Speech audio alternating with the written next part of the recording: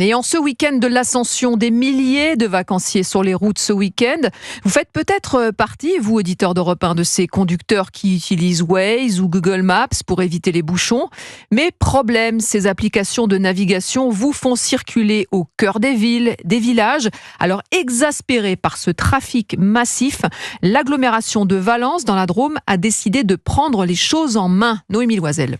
De simples barrières reliées d'une chaîne, c'est la solution pour interdire le chemin de l'Otagne aux utilisateurs Waze et Google Maps qui l'empruntent pour éviter les bouchons sur l'autoroute A7.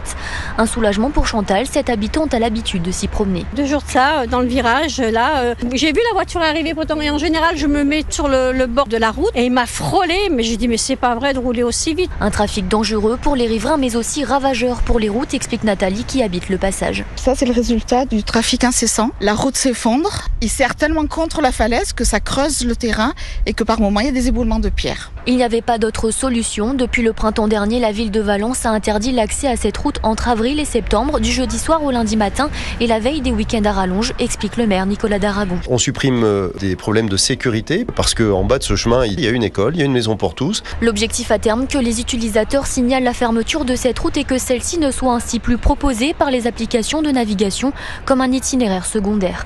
Valence, Noémie Loisel, Europe 1.